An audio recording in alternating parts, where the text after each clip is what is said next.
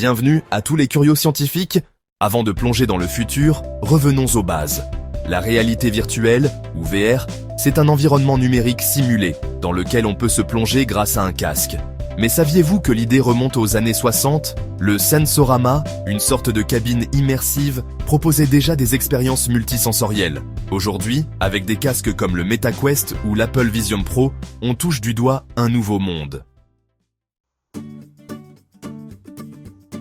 On pense souvent que la VR, c'est juste pour jouer à Beat Saber ou voler dans les étoiles.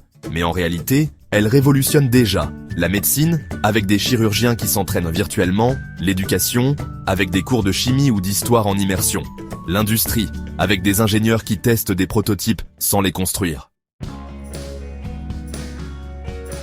Mais attention, tout ça soulève de vraies questions. Est-ce qu'on ne risque pas de s'isoler du monde réel ? Que deviennent nos données personnelles quand on vit dans une simulation connectée? Et surtout, sommes-nous prêts à confondre réalité et illusion? Dans un futur où tout peut être simulé, comment garder les pieds sur terre?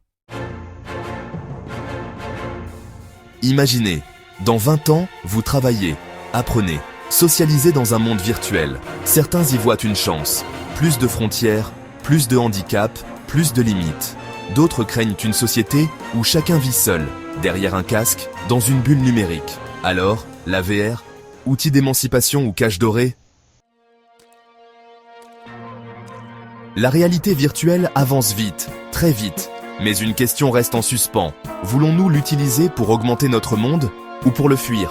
Et vous, seriez-vous prêt à vivre dans une réalité virtuelle? Dites-le en commentaire. Abonnez-vous si ce n'est pas encore fait, et on se retrouve très vite pour une nouvelle exploration scientifique sur Curioscience. À bientôt!